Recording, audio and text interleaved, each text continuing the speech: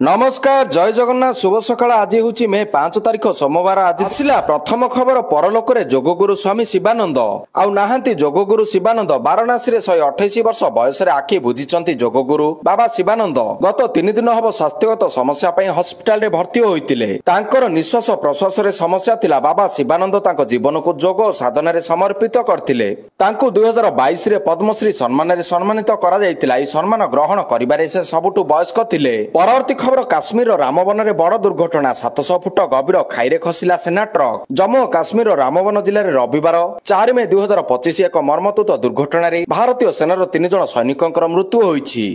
एक सेना ट्रक जातीय राजपथ 44 रे बैटेरी चश्मा निकट रे नियंत्रण हराई 700 फुट गभीर खाईरे खसी पड़िथिला। एही दुर्घटना सकाळ प्राय 11:30 रे घटिथिला जेतेबेले ट्रक टी जम्मू श्रीनगर अभिमुखे एक कन्भय रे जाउथुला। परवर्ती खबर सौर शक्ति रे चालिबो राजभवन पीएम सूर्यघर योजना रे सर्वाधिक सब्सिडी देउछि ओडिशा। आगामी दिन रे संपूर्ण राजभवन सौर शक्ति रे चालिबो। जल विद्युत किंबा तापज विद्युत व्यवहार कराजिबो नाही सेतिपई राजभवन परिसर रे 150 किलोवाट सौर शक्ति प्लांट कार्यक्षम होईछि। यहा व्यतीत खूब शीघ्र अतिरिक्त 400 किलोवाट सौर शक्ति प्लांट स्थापित हेबाकु जाउछि। फलरे राजभवन वायुमंडल रु अंगारकाम्ल दूरीकरण कैंपस रे परिणत हेबो बोली राज्यपाल डॉक्टर हरिबाबू कंभमपति कहिसंती। परवर्ती खबर वेब्स 2025 रे मोहनक अपील पारंपरिक क्रीड़ा को मिलू अंतर्जातिक स्वीकृति। आम देश में आम पारंपरिक खेल सीमाबद्ध हो रहुनी कबड्डी खोखो भली स्वदेश खेल को अंतर्जातिक स्वीकृति मिलू विश्वर अन्य देश में क्रीड़ा पहुंच अधिक लोकप्रिय हो आम गौरव आणु एथिपाई सब प्रकार प्रोत्साहन जोगाई दिया जाऊ। ए संपर्कित विषय वस्तु उपरे आम सृजनशील कंटेंट क्रिएटर माने अधिक गुरुत्व दियंतु।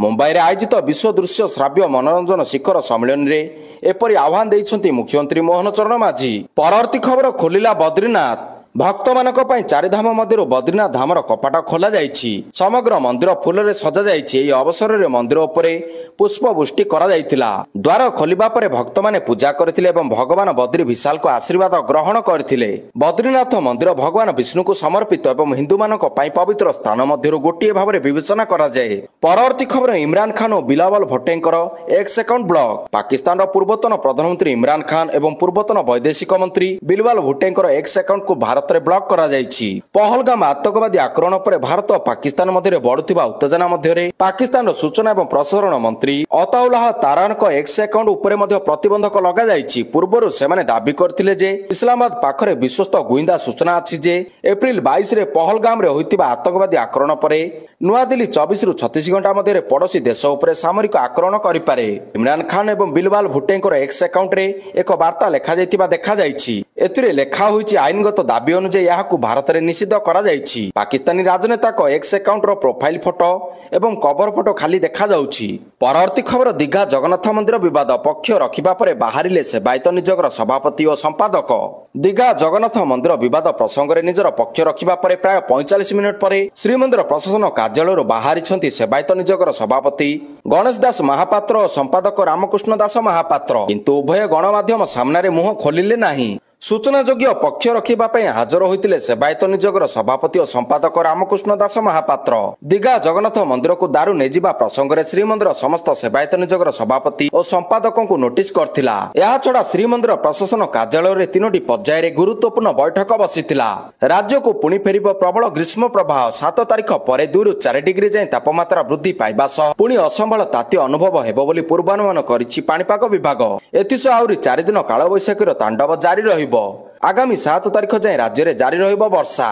मयूरभंज बालेश्वर भद्रक गंजाम गजपति रे बिजुली घड़घड़ी सहित वर्षा कुआपथर संभावना रही। एही सब जिले में 40 रु 50 किलोमीटर बेगरे पवन बहिबार संभावना रहिथिबा बेले ऑरेंज वार्निंग जारी करिछि पाणीपाग विभाग। परवर्ती खबर नवजगन दर्शन ठारू नीलाद्रि विजय पर्यंत निरंतर स्वास्थ्य सेवा पाई निर्देश। महाप्रभु जगन्नाथंकर चलित वर्ष रथयात्रा रे निरंतर स्वास्थ्य सेवा निश्चित कराइबा पई स्वास्थ्य और परिवार कल्याण विभाग व्यापक प्रस्तुति आरंभ करिछि। एथिपाई विभागीय शासन सचिव अश्वती एस को अध्यक्षतार लोकसभा भवन सभागृह ठारे एक उच्चस्तरीय बैठक अनुष्ठित हो जाइछि। स्वास्थ्य विभाग अंतर्गत विभिन्न निर्देशालय तरफ वर्तमान पर्यंत करा प्राक प्रस्तुतिर समीक्षा करी महाप्रभुଙ୍କ यात्रा समय सेवायत भक्त पर्यटक जरूरीकालीन चिकित्सा सेवा जोगाई देबा पई आवश्यक व्यवस्था औषध और मानव संबल आगुआ पुरी रे प्रस्तुत रखिबा पई श्रीमती अश्वती स्वास्थ्य विभाग अधीनस्थ सबु निर्देशालय मानकु निर्देश देइतिले।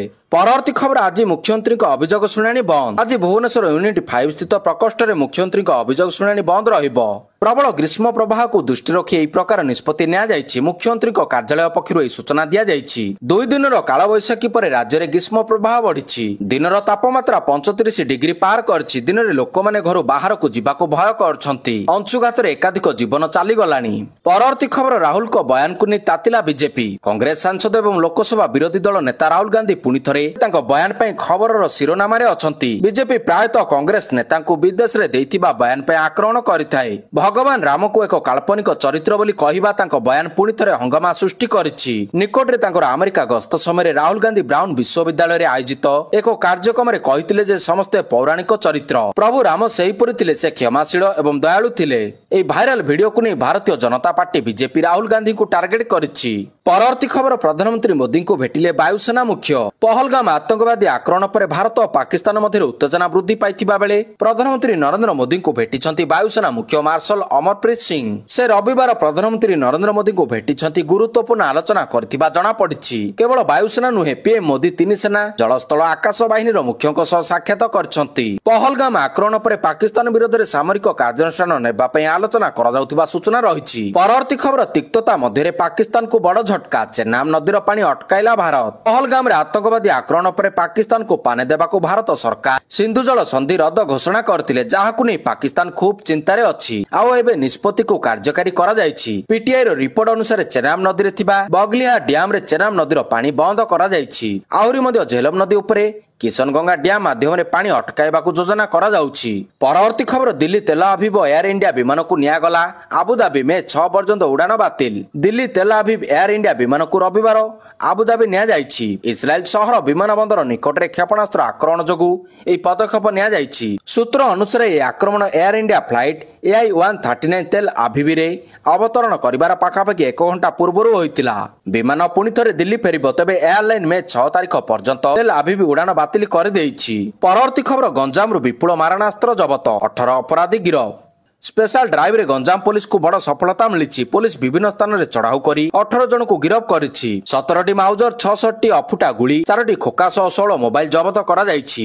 ଜିଲ୍ଲାର ଆସିକା, ଶେରଗଡ଼, କୋଟିନଡା, ଭଞ୍ଜନଗର ଓ ପୋଲସରା ଥାନା ଅଞ୍ଚଳରେ ସ୍ପେଶାଲ ଡ୍ରାଇଭ ହୋଇଥିଲା। ଗଞ୍ଜାମ ଏସିପି ଶୁଭେନ୍ଦୁ କୁମାର ପାତ୍ରଙ୍କ ନିର୍ଦ୍ଦେଶରେ ହୋଇଥିଲା ସ୍ପେଶାଲ ଡ୍ରାଇଭ। ବିଭିନ୍ନ ସ୍ଥାନରେ ଚଢାଉ କରି ବିପୁଳ ପରିମାଣ ଅସ୍ତ୍ରଶସ୍ତ୍ର ଜବତ କରିଛି ପୋଲିସ। ପରବର୍ତ୍ତୀ ଖବର ପ୍ରଶାସନିକ ସୀମା ପୁନର୍ଗଠନ। ଜୁନ 30 ଶେଷ ତାରିଖ। ରାଜ୍ୟରେ ପ୍ରଶାସନିକ ସୀମା ପୁନର୍ଗଠନ ନେଇ ଜାରି ହେଲା ଶେଷ ସମୟ ସୀମା। ଆସନ୍ତା ଜୁନ 30 ତାରିଖ ମଧ୍ୟରେ ରାଜ୍ୟର ସମସ୍ତ ପ୍ରଶାସନିକ ସୀମା ପୁନର୍ଗଠନ କାର୍ଯ୍ୟ ସମାପ୍ତ ହେବ। ଏନେଇ ରାଜସ୍ୱ ବିଭାଗ ପକ୍ଷରୁ ବିଜ୍ଞପ୍ତି ଜାରି କରାଯାଇଛି। ତେବେ ଦେଶରେ ଚଳିତ ବର୍ଷ ଜନଗଣନା ହେବାକୁ ଯାଉଥିବା ଏହାର ପ୍ରକ୍ରିୟା ପ୍ରାୟ ଜୁଲାଇ 1ରୁ ଆରମ୍ଭ ହୋଇଥିଲା। ଏଥିପାଇଁ ଆସନ୍ତା ଜୁନ 30 ମଧ୍ୟରେ ରାଜ୍ୟର ସମସ୍ତ ପ୍ରଶାସନିକ କ୍ଷେତ୍ରର ସୀମା ପୁନର୍ଗଠନ ପାଇଁ ନିର୍ଦ୍ଦେଶ ହୋଇଛି। ପରବର୍ତ୍ତୀ ଖବର ଦୀଘା ଜଗନ୍ନାଥ ମନ୍ଦିର ବିବାଦ। ପଶ୍ଚିମବଙ୍ଗକୁ ଚିଠି ଲେଖିବେ ଓଡିଶା ସରକାର। କାହିଁକି ଦୀଘାରେ ନବନିର୍ମିତ ମନ୍ଦିରକୁ ଜଗନ୍ନାଥ ଧାମ ନାମକରଣ କରାଯାଇଛି, ଏହାକୁ ଯଥାଶୀଘ୍ର ହଟାଇବାକୁ ଓଡିଶା ସରକାର ପଶ୍ଚିମବଙ୍ଗ ସରକାରଙ୍କୁ ଚିଠି ଲେଖିବେ। ଏନେଇ ଗତକାଲି ଆଇନ ମନ୍ତ୍ରୀ ପୃଥ୍ୱୀରାଜ ହରିଚନ୍ଦନ ସୂଚନା ଦେଇଛନ୍ତି। ମନ୍ତ୍ରୀ କହିଛନ୍ତି, ଓଡିଶାର ପୁରୀ ସହର ପାରମ୍ପରିକ ଭାବରେ ଜଗନ୍ନାଥ ଧାମ ଭାବରେ ଜଣାଶୁଣା। ଦେଶର 4 ଧାମ ମଧ୍ୟରୁ ଏହା ଗୋଟିଏ। ଅନ୍ୟ କୌଣସି ସ୍ଥାନ କିମ୍ବା ମନ୍ଦିରକୁ ଜଗନ୍ନାଥ ଧାମ ଭାବରେ ନାମିତ କରାଯାଇ ପାରିବ ନାହିଁ। ଆମେ ଏହି ପ୍ରସଙ୍ଗରେ ପଶ୍ଚିମବଙ୍ଗ ସରକାରଙ୍କୁ ଚିଠି ଲେଖିବୁ। ପରବର୍ତ୍ତୀ ଖବର ଭାରତର ସେନାବଳ ବଢାଇବ ରୁଷ। ରୁଷରୁ ଆସିଲା ଅତ୍ୟାଧୁନିକ ଇଗୋଲା ଏସ୍ ମିସାଇଲ। ରୁଷ ଭାରତ ମଧ୍ୟରେ ମିସାଇଲକୁ ନେଇ କିଛି ଦିନ ପୂର୍ବରୁ ପ୍ରତିରକ୍ଷା ଆଲୋଚନା କରାଯାଇଥିବା ବେଳେ ଏବେ ଏହି ଚୁକ୍ତି ସ୍ୱାକ୍ଷରିତ ହୋଇଛି। ଇଗଲା ଏସ୍ ମିସାଇଲ ପାଇଁ ରୁଷିଆ ଭାରତ ମଧ୍ୟରେ 260 କୋଟି ଟଙ୍କା ସହ 52ଟି ମିସାଇଲର ଚୁକ୍ତି ସ୍ୱାକ୍ଷରିତ ହୋଇଛି। ଭାରତୀୟ ବାୟୁସେନାରେ ସାମିଲ ହେବା ପରେ LAC ଓ LOC ରେ ମୁତୟନ କରାଯିବ। ଏହି ମିସାଇଲ ରାଡାର ଓ ଲେଜର ସେନ୍ସରରେ ନିର୍ମିତ ହୋଇଛି। ଶତ୍ରୁ ପକ୍ଷରୁ ଆକ୍ରମଣ ସୂଚନା କ୍ଷଣକରେ ଦେବ। ତୀବ୍ର ଗତିରେ ଲକ୍ଷ୍ୟ ଭେଦ କରିପାରିବ। ପରବର୍ତ୍ତୀ ଖବର ୟୁସୁଫ ପଠାନଙ୍କ ଚିଠିକୁ ନେଇ ବର୍ଷିଲେ ଆଇନ ମନ୍ତ୍ରୀ। ତୃଣମୂଳ କଂଗ୍ରେସ ସାଂସଦ ୟୁସୁଫ ପଠାନ ପଶ୍ଚିମବଙ୍ଗରୁ ଆସିଥିବା ଶ୍ରମିକଙ୍କ ପ୍ରତି ରାଜ୍ୟ ସରକାର ଦୁର୍ବ୍ୟବହାର କରୁଥିବା ନେଇ କେନ୍ଦ୍ର ଗୃହମନ୍ତ୍ରୀ ଅମିତ ଶାହଙ୍କୁ ଚିଠି ଲେଖି ନିଜର ଚିନ୍ତା ବ୍ୟକ୍ତ କରିଥିଲେ। ଅମିତ ଶାହଙ୍କୁ ଲେଖାଯାଇଥିବା ଚିଠିରେ ନିଜର ପ୍ରତିକ୍ରିୟା ରଖି ଆଇନ ମନ୍ତ୍ରୀ ପୃଥ୍ୱୀରାଜ ହରିଚନ୍ଦନ କହିଛନ୍ତି ଯେ ଓଡିଶା ସରକାର କେବଳ ରାଜ୍ୟର ଅବୈଧ ଭାବରେ ରହୁଥିବା ଲୋକମାନଙ୍କୁ ରାଜ୍ୟରୁ ବାହାର କରିବାକୁ ଚାହୁଁଛନ୍ତି। ଯେଉଁ ବାଂଲାଦେଶୀ ବାସିନ୍ଦାମାନେ କୌଣସି ଆଇନଗତ କାଗଜପତ୍ର ବିନା ଓଡିଶାରେ ରହୁଛନ୍ତି, କେବଳ ସେହିମାନଙ୍କ ବିରୋଧରେ କାର୍ଯ୍ୟାନୁଷ୍ଠାନ ସ୍ୱରୂପ ସେମାନଙ୍କୁ ରାଜ୍ୟରୁ ବାହାର କରିବା ପାଇଁ ପ୍ରୟାସ କରାଯାଉଛି। ତେବେ ଏଥିରେ କୌଣସି ମୁସଲମାନ ମାନଙ୍କୁ ଟାର୍ଗେଟ କରାଯାଉ ନାହିଁ। ମନ୍ତ୍ରୀ ଆହୁରି ମଧ୍ୟ କହିଛନ୍ତି ଯେ ଏହି କାର୍ଯ୍ୟାନୁଷ୍ଠାନ ଦ୍ୱାରା ମୁସଲିମ ସମ୍ପ୍ରଦାୟର କୌଣସି ସଦସ୍ୟ ବିନା କାରଣରେ ପ୍ରଭାବିତ ହେବେ ନାହିଁ। ଏହି ଘଟଣାରେ ମେ 2 ତାରିଖ ଟିଏମସି ସାଂସଦ କେନ୍ଦ୍ର ଗୃହମନ୍ତ୍ରୀଙ୍କୁ ଚିଠି ଲେଖିଥିଲେ। ଏପରିକି ତାଙ୍କ ବାହାରମପୁର ନିର୍ବାଚନ ମଣ୍ଡଳୀର ଶ୍ରମିକମାନଙ୍କ ବିରୋଧରେ ହିଂସା ହେଉଥିବା ଅଭିଯୋଗ ଆଣିଥିଲେ। ଏପରି ଘଟଣା ଜୀବନ ଜୀବିକାକୁ ବାଧାପ୍ରାପ୍ତ କରିବା ସହିତ ମଣିଷର ମୌଳିକ ମାନବାଧିକାରକୁ ମଧ୍ୟ ବିପଦରେ ପକାଇବ ବୋଲି ମଧ୍ୟ ଅଭିଯୋଗ କରାଯାଇଛି। ପରବର୍ତ୍ତୀ ଖବର ରୋମାଞ୍ଚକର ମ୍ୟାଚରେ ରାଜସ୍ଥାନ ରୟାଲ୍ସକୁ 1 ରନରେ ହରାଇଲା କୋଲକାତା ନାଇଟ୍ ରାଇଡର୍ସ। କୋଲକାତା ଇଡେନ ଗାର୍ଡେନ୍ସ ଠାରେ ଚାଲିଥିବା ଆଇପିଏଲ 2025ର 53ତମ ମ୍ୟାଚରେ ରାଜସ୍ଥାନ ରୟାଲ୍ସକୁ 1 ରନରେ ହରାଇ ଦେଇଛି କୋଲକାତା ନାଇଟ୍ ରାଇଡର୍ସ। ଏହି ରୋମାଞ୍ଚକର ମ୍ୟାଚରେ ରାଜସ୍ଥାନ ଆଗରେ 207 ରନର ଲକ୍ଷ୍ୟ ଥିବା ବେଳେ ଦଳ 205 ରନ କରି ହିଁ ପାରିଥିଲା। ରାଜସ୍ଥାନ ପକ୍ଷରୁ ରିୟାନ ପରାଗ 8ଟି ଛକା ଓ 6ଟି ଚୌକା ସହ 95 ରନ କରିଥିଲେ। ଯଶସ୍ୱୀ ଜୟସ୍ୱାଲ 34 ରନ କରିଥିବା ବେଳେ ଶୁଭମ ଦୁବେ 25 ରନ ଓ ସିମରନ ହେଟମେୟର 29 ରନ କରିଥିଲେ। କୋଲକାତା ପକ୍ଷରୁ ହର୍ଷିତ ରାଣା, ମୋଇନ ଅଲି ଓ ବରୁଣ ଚକ୍ରବର୍ତ୍ତୀ 2ଟି ଲେଖାଏଁ ୱିକେଟ ନେଇଥିଲେ। ଏହି ମ୍ୟାଚରେ କୋଲକାତା ଟସ୍ ଜିତି ପ୍ରଥମେ ବ୍ୟାଟିଂ କରିବାକୁ ନିଷ୍ପତ୍ତି ନେଇଥିଲା। ଦଳ ପକ୍ଷରୁ ରହମାନୁଲ୍ଲାହ ଗୁରୁବାଜ ଓ ସୁନୀଲ ନାରାୟଣ ବ୍ୟାଟିଂ ଓପନ କରିଥିଲେ। ତେବେ ସୁନୀଲ ମାତ୍ର 11 ରନ କରି ଆଉଟ ହୋଇଥିଲେ। ତେବେ ଗୁରୁବାଜ ଓ ଅଜିଙ୍କ୍ୟ ରାହାଣେଙ୍କ ମଧ୍ୟରେ ଏକ ଭଲ ପାର୍ଟନରସିପ ଦେଖିବାକୁ ମିଳିଥିଲା। ଗୁରୁବାଜ 35 ରନ ଓ ରାହାଣେ 30 ରନ କରିଥିଲେ। ଅଙ୍କ୍ରିଶ ରଘୁବଂଶୀ 44 ରନ କରିଥିବା ବେଳେ ଆନ୍ଦ୍ରେ ରସଲ ମାତ୍ର 25 ବଲରେ 57 ରନ କରିଥିଲେ। ନିଜର ଏହି ଇନିଂସରେ ସେ 7ଟି ଛକା ଓ 4ଟି ଚୌକା ମାରିଥିଲେ। କୋଲକାତା ନିର୍ଦ୍ଧାରିତ 20 ଓଭରରେ 206 ରନ କରିଥିଲା। ପରବର୍ତ୍ତୀ ଖବର କୌଣସି ମୁହୂର୍ତ୍ତରେ ଘୋଷଣା ହୋଇପାରେ ସଭାପତି। ଓଡ଼ିଶା ଗସ୍ତରେ ଆସୁଛନ୍ତି ଅମିତ ଶାହା। ତାଙ୍କର ଓଡ଼ିଶା ଗସ୍ତ ବେଶ ଗୁରୁତ୍ୱପୂର୍ଣ୍ଣ ରହିଛି। ତେବେ ଶାହାଙ୍କ ଗସ୍ତ ପୂର୍ବରୁ ବିଜେପି ରାଜ୍ୟ ସଭାପତି ବିଳମ୍ବିତ ପ୍ରସଙ୍ଗ ଉପରେ ରାଜସ୍ୱ ମନ୍ତ୍ରୀ ସୁରେଶ ପୂଜାରୀ ବଡ଼ ସୂଚନା ଦେଇଛନ୍ତି। ରାଜ୍ୟ ସଭାପତି ଚୟନ ଶେଷ ସୋପାନରେ ଅଛି। ଯେକୌଣସି ମୁହୂର୍ତ୍ତରେ ଘୋଷଣା ହୋଇପାରେ। ରାଜ୍ୟ ସଭାପତି ଚୟନ ସମସ୍ତଙ୍କ ମତାମତ ନେଇ ସହମତ ଭିତ୍ତିରେ ହେବ ବୋଲି ସେ କହିଛନ୍ତି। ରବିବାର ସାମ୍ବାଦିକ ସମ୍ମିଳନୀରେ ସୁରେଶ ପୂଜାରୀ କହିଛନ୍ତି ସ୍ୱରାଷ୍ଟ୍ର ମନ୍ତ୍ରୀ ଅମିତ ଶାହାଙ୍କ ଓଡ଼ିଶା ଗସ୍ତ ଏକ ସ୍ୱାଭାବିକ ପ୍ରକ୍ରିୟା। ଏହି ସମୟରେ ସେ ଅନେକ କାର୍ଯ୍ୟକ୍ରମର ଉଦ୍ଘାଟନ ଓ ଶିଳାନ୍ୟାସ କରିବେ। କୌଣସି ନିର୍ଦ୍ଦିଷ୍ଟ କାର୍ଯ୍ୟରେ ଶାହା ଆସିବା କହିବାଟା ଭୁଲ ହେବ। ପରବର୍ତ୍ତୀ ଖବର ୟୁରୋପିଆନ ୟୁନିୟନକୁ ଜୟଶଙ୍କରଙ୍କ କଟାକ୍ଷ। ୟୁରୋପ ସହିତ ବାଣିଜ୍ୟ କାରବାର ନେଇ ଭାରତର ବୈଦେଶିକ ବ୍ୟାପାର ମନ୍ତ୍ରୀ ଏସ୍ ଜୟଶଙ୍କର କଡ଼ା ପ୍ରତିକ୍ରିୟା ସାମ୍ନାକୁ ଆସିଛି। ଆମେ ସମାନ ଅଂଶୀଦାରୀ ଖୋଜୁଛୁ, ପ୍ରଚାରକ ନୁହେଁ ବୋଲି ଜୟଶଙ୍କର କହିଛନ୍ତି। ୟୁରୋପକୁ କଟାକ୍ଷ କରି ଜୟଶଙ୍କର ବିଶେଷ କରି ଯେଉଁମାନେ ନିଜେ କହୁଥିବା କଥା ନିଜ ଘରେ ପାଳନ କରିପାରୁନାହାନ୍ତି ସେଭଳି ପ୍ରଚାରକ ଆମର ଦରକାର ନାହିଁ। କିଛି ୟୁରୋପୀୟ ରାଷ୍ଟ୍ର ଏବେ ମଧ୍ୟ ଏଭଳି ମାନସିକତା ସହ ସଂଘର୍ଷ କରୁଛନ୍ତି ବୋଲି ସେ କହିଛନ୍ତି। ପରବର୍ତ୍ତୀ ଖବର ହୁତି ଉପରେ ହେବ ସାଂଘାତିକ ଆକ୍ରମଣ। ମିସାଇଲ ମାଡ଼ ପରେ ନେତାନ୍ୟାହୁଙ୍କ ଘୋଷଣା। ଇସ୍ରାଏଲ ଉପରେ ମିସାଇଲ ମାଡ଼ କରିବା ପରେ ତାତିଲେ ପ୍ରଧାନମନ୍ତ୍ରୀ ବେଞ୍ଜାମିନ ନେତାନ୍ୟାହୁ। ଏଥର ହୁତି ବିଦ୍ରୋହୀଙ୍କ ଅବସ୍ଥା ଅସମ୍ଭାଳ ହେବ। ହୁତି ବିରୋଧରେ ଦୃଢ଼ କାର୍ଯ୍ୟାନୁଷ୍ଠାନ ନେବାକୁ ଶପଥ ନେଇଛନ୍ତି ଇସ୍ରାଏଲ ପ୍ରଧାନମନ୍ତ୍ରୀ ନେତାନ୍ୟାହୁ। ରବିବାର ଦିନ ତେଲ ଅବିବର ବେନ୍ ଗୁରିୟନ ବିମାନ ବନ୍ଦର ନିକଟରେ ଇରାନ ସମର୍ଥିତ ହୁତି କ୍ଷେପଣାସ୍ତ୍ର ମାଡ଼ କରିଥିଲା। ଏହାପରେ ନେତାନ୍ୟାହୁ ୟମନର ହୁତି ବିଦ୍ରୋହୀଙ୍କ ବିରୋଧରେ ଏକାଧିକ ଆଟାକ୍ କରିବା କଥା କହିଛନ୍ତି। ତେଲ ଅବିବ ଆକ୍ରମଣର କିଛି ସମୟ ପରେ ପୋଷ୍ଟ କରିଥିବା ଏକ ଭିଡିଓ ବାର୍ତ୍ତାରେ ନେତାନ୍ୟାହୁ କହିଛନ୍ତି ଆମେ ଅତୀତରେ ସେମାନଙ୍କ ବିରୋଧରେ ଅପରେସନ କରିଥିଲୁ ଏବଂ ଭବିଷ୍ୟତରେ ମଧ୍ୟ ଅପରେସନ କରିବୁ। ଏହା ଧମକ ନୁହେଁ, କିନ୍ତୁ ଏବେ ଏହା ହେବ। ପରବର୍ତ୍ତୀ ଖବର ଭାରତୀୟ ସମ୍ବାଦ ବିତର୍କରୁ ପାକିସ୍ତାନୀ ପ୍ୟାନେଲିଷ୍ଟଙ୍କୁ ବ୍ୟାନ୍ କଲା ଏନବିଡିଏ। ଜମ୍ମୁ ଏବଂ କାଶ୍ମୀରର ପହଲଗାମରେ ପର୍ଯ୍ୟଟକଙ୍କ ଉପରେ ହୋଇଥିବା ଆତଙ୍କବାଦୀ ଆକ୍ରମଣ ଏବଂ ଏହାପରେ ଦେଶରେ ସୃଷ୍ଟି ହୋଇଥିବା ଉତ୍ତେଜନାପୂର୍ଣ୍ଣ ପରିବେଶ ମଧ୍ୟରେ news broadcasters and digital association NBDA ଏକ ଗୁରୁତ୍ୱପୂର୍ଣ୍ଣ ନିଷ୍ପତ୍ତି ନେଇଛି।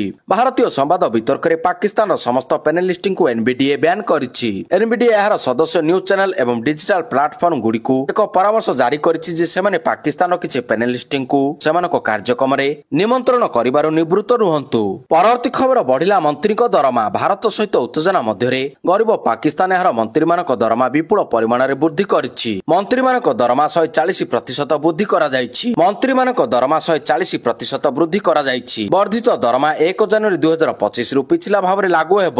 ସଂଘୀୟ ମନ୍ତ୍ରୀମାନଙ୍କ ମାସିକ ଦରମା 2,18,000 ଟଙ୍କାରୁ 5,19,000 ଟଙ୍କାକୁ ବୃଦ୍ଧି କରାଯାଇଛି। ବାଚସ୍ପତି ଏବଂ ଉପବାଚସ୍ପତିଙ୍କ ଦରମାରେ ମଧ୍ୟ କୌଣସି ବୃଦ୍ଧି ହୋଇନାହିଁ। ପରବର୍ତ୍ତୀ ଖବର ନେପାଳ ସଂସଦରେ ଉଠିଲା କିଟ୍ ଛାତ୍ରୀ ମୃତ୍ୟୁ ପ୍ରସଙ୍ଗ। ନେପାଳ ସଂସଦରେ ଉଠିଲା କିଟ୍ ଛାତ୍ରୀ ମୃତ୍ୟୁ ପ୍ରସଙ୍ଗ। 2.5 ମାସ ମଧ୍ୟରେ 2 ଜଣ ନେପାଳୀ ଛାତ୍ରୀଙ୍କର କିଟ୍ ହଷ୍ଟେଲରେ ମୃତ୍ୟୁ ହୋଇଛି। ଏନେଇ କ୍ଷୋଭ ପ୍ରକାଶ କରିଛନ୍ତି ଅନେକ ସାଂସଦ ଏବଂ ନେପାଳ ପିଲାଙ୍କୁ ଆଉ କିଟ୍ ପଠାଉ ନାହିଁ ବୋଲି ମଧ୍ୟ କହିଛନ୍ତି। ନେପାଳ ନ୍ୟାସନାଲ ଆସେମ୍ବଲିରେ କିଟ୍ ଛାତ୍ରୀ ମୃତ୍ୟୁକୁ ତାତି 2.5 ମାସରେ 2 ନେପାଳୀ ଛାତ୍ରୀଙ୍କ ମୃତ୍ୟୁକୁ ନେଇ ଉଦ୍ବେଗ ପ୍ରକାଶ। କିଟ୍ରେ ନେପାଳୀ ଛାତ୍ରଛାତ୍ରୀଙ୍କ ନିରାପତ୍ତାକୁ ନେଇ ଗ୍ୟାରେଣ୍ଟି ନଥିବା ପ୍ରମାଣିତ ହୋଇଛି। ନେପାଳ ସଂସଦର ଉଚ୍ଚ ସଦନରେ କ୍ଷୋଭ ପ୍ରକାଶ କରିଛନ୍ତି ବହୁ ସଦସ୍ୟ।